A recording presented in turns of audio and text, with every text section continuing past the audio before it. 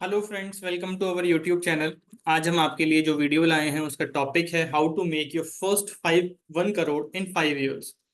आप as a middle class या as a salaried person हमेशा सोचते हैं कि हम कैसे 1 करोड़ रुपए इकट्ठे कर लें और फिर अपने जॉब को छोड़ दें या एक फाइनेंशियल इंडिपेंडेंस की तरफ मूव करें।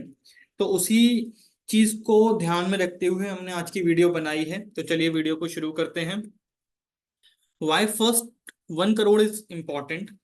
Everyone who is looking for financial stability dreams of reaching their first 1 crore as a first milestone towards financial stability।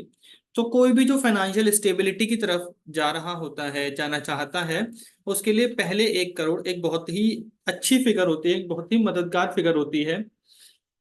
There are two reasons as to why 1 crore can be considered as the first milestone। तो क्या है? If you saved 1 crore today, you invested at the rate of 15%, then you can get approximately 13.44 lakh post tax। ये tax के बाद की figure है। यानी कि अगर आपने 1 करोड़ रुपए इकट्ठे कर लिए और उसको आपने इंटरेस्ट पर या कहीं पर भी इन्वेस्ट कर दिया और 15% का रिटर्न अगर आपको आ रहा है, तो करीब करीब आप साल में 13.44 लाख रुपीस अर्न कर रहे होंगे बिना कुछ किए। तो ये एक हैंडसम फिगर है जिसको आप अपने रिटायरमेंट कॉर्पस या प्री रिटायरमेंट कॉर्पस की तरह से देख सकते हैं। या फिर अगर आपने 1 करोड़ रुपए 5 साल में या किसी भी टेन्योर में इकट्ठे कर लिए और उसको फर्दर आप 15% पर इन्वेस्टेड रखते हैं, तो वो अगले 5 साल में दुगने और उसके अगले 5 साल में फिर दुगने, यानी कि आप अगले 10 सालों में अगर आज आप 5 करोड़ रुपए इकट्ठे कर लेते हो, तो अगले 10 सालों में आप उसको 4 करोड़ कर सकते हैं मल्टीप्लाई करके, कंपाउंडिंग का इफेक्ट लेकर के। तो अब देखते हैं कि कैसे आप 1 करोड़ की तरफ मूव करें। To reach the first 1 crore mark itself में appear to be a tough journey, but it can be achieved if we proceed strategically and consider some factors. क्या? सच एज एज, अपनी करंट एज, एग्जिस्टिंग पोर्टफोलियो, हमारे पास कितना अभी पैसा इकट्ठा है, असेट एलोकेशन क्या है और मार्केट कंडीशंस क्या है। एक जनरल रूल है 15:15:15।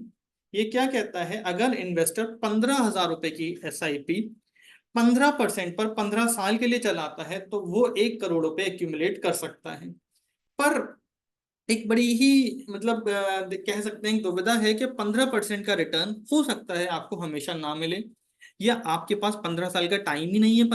1 करोड़ रुपए इकट्ठे करने के लिए आप चाहते हो मैं जल्दी से इकट्ठे कर लूं। तो आइए जानते हैं कि वो 1 करोड़ रुपए आप 5 साल में कैसे इकट्ठे कर सकते हैं। तो how to reach 1 crore in 5 years with SIP। अगर आप SIP करते हैं तो आप 5 करोड़ 1 करोड़ तक कैसे पहुंच पाएंगे 5 सालों में? आपको हर महीने 1,25,000 रुपए की SIP करनी पड़ेगी। अगर आप जहां पर इन्वेस्ट कर रहे हैं वहां पर 10% की रिटर्न आपको मिल रही है। अगर रिटर्न 12% मिल रही है तो आप 1,20,000 इन्वेस्ट कर सकते हैं, और अगर आपको रिटर्न 14% मिल रही है तो आप 1,15,000 इन्वेस्ट करके 5 साल में 1 करोड़ का कॉर्पस इकट्ठा कर सकते हैं। अगर हम लमसम की बात करें, अगर आज आपके पास 60 लाख रुपए हैं, आप उसको 10% के रेट से इन्वेस्ट कर दीजिए। 5 साल बाद आपका वो पैसा 1 करोड़ रुपए बन सकता है। अगर 12% की रिटर्न आपको कहीं पर मिल रही है तो आप 55 लाख इन्वेस्ट कर दीजिए, 1 करोड़ बन जाएंगे। और 14% की रिटर्न अगर आपको मिल रही है तो आप 48 लाख इन्वेस्ट कर दीजिए, 1 करोड़ रुपए बन जाएंगे।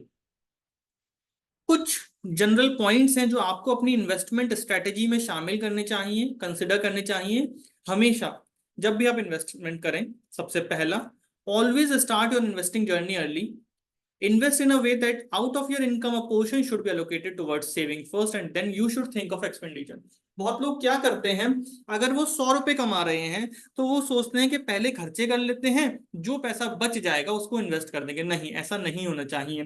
पहले आप इन्वेस्ट करिए, फिर जो पैसा इन्वेस्टमेंट करने के बाद बचे उसको आप से एक्सपेंडिचर में यूज करिए।